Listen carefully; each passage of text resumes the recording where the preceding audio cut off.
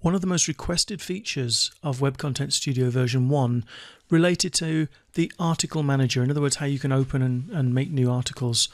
And as you got more and more articles and more projects, it became more and more difficult to find what you were looking for. So with version 2.0050, I updated the database structure, giving me more options. Now, presumably you will have gone through that, or you will be going through that upgrade now, so you will have access to this new feature when you upgrade Web Content Studio then. The features are this particular drop-down box here, Project Order, and Hide Archives.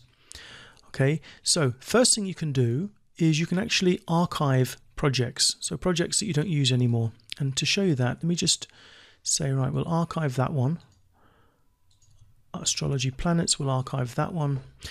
And you can click this button here, Hide Archived, and it will then hide any projects that you set as archived. I've got it checked there, so let's go over and this Astrology Star Signs, let's archive that project, and you see it disappears. Christmas 2010, archive it, it disappears. Toaster ovens disappears.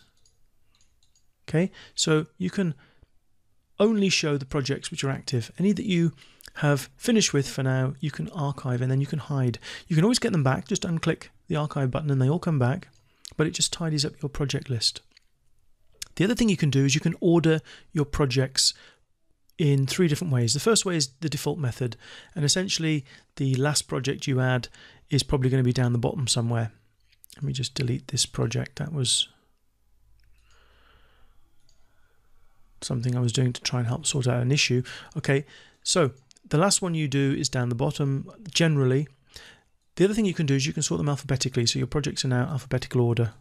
The articles themselves are not alphabetical order. As you can see here, the projects are alphabetical. The articles will be in the order in which you created them, so the last one will be down the bottom.